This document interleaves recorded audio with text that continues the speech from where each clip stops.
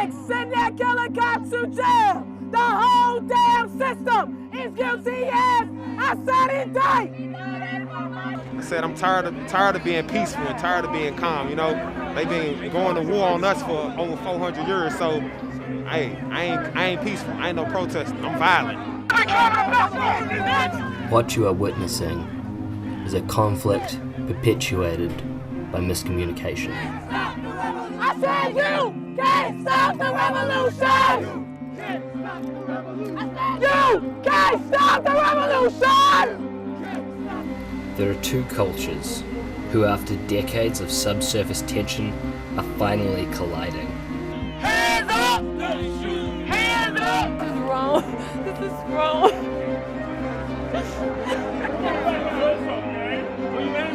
Disperse immediately and stop throwing objects at law enforcement. Unfortunately, the situation begins to escalate as each side tries to forcefully subdue the other. Throw this shit back!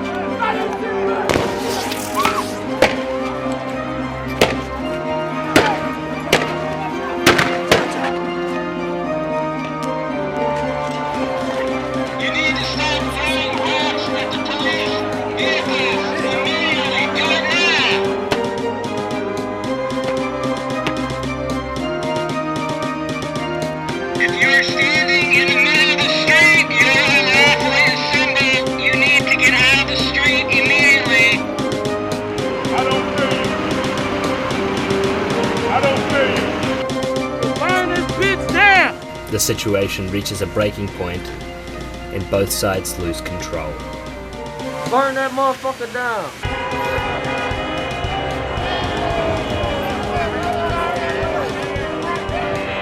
Straight mayhem out here. This is no longer protest. All protesters and media, please evacuate the area. We are trying to get to the next fire.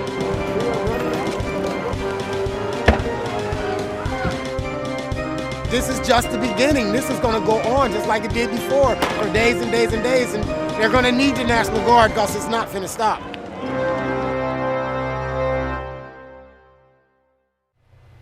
So the question becomes, how can we fix this? The solution to escalation is quite simple.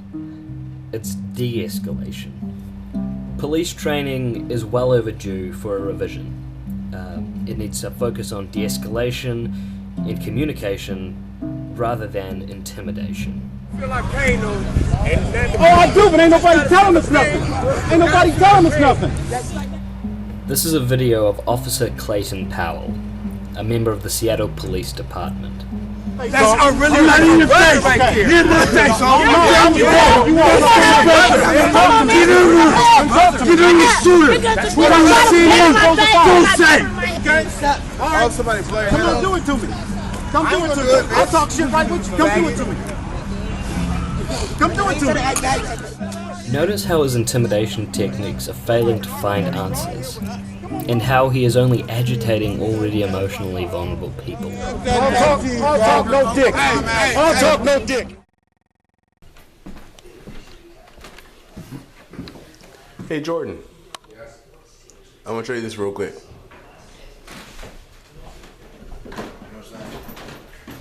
It's the camera.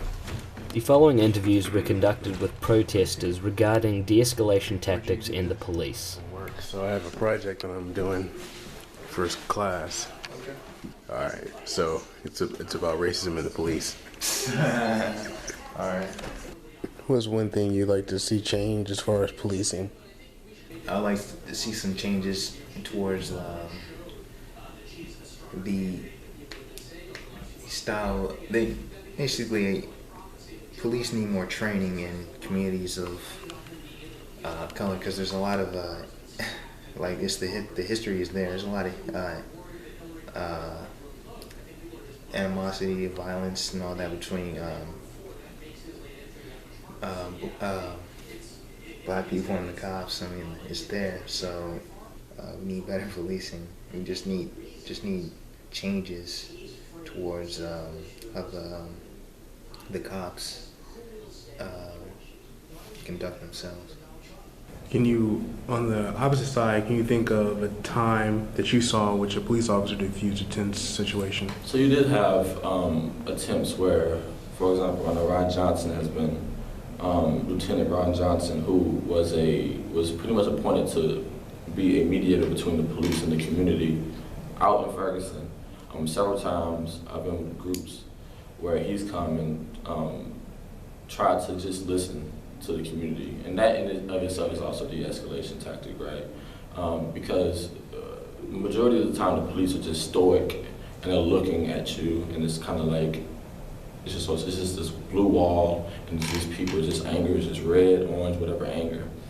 Ron Johnson and many like him would come and try to talk with the protesters to just answer questions that we had, right? So, you know, why all of a sudden for a curfew?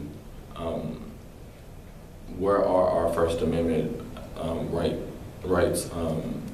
Like, what are the limits from which we can express and say that they're First Amendment rights, and when are we going beyond those limits, if you will? You have individuals within the police force do that, but I can't say collectively as an organization there was an outline of, okay, how to de-escalate protests, because it had never happened before. They weren't ready for that. But you definitely had individuals in that moment respond to the needs of both sides in that way. But just keep de-escalation. Jonathan here brings up a really good point. Not all cops are failing to communicate. Some are incredibly good at de-escalation. What is failing is the system itself. The proposed solution is to have a system that recognizes the value of de-escalation and introduces techniques to basic training methods.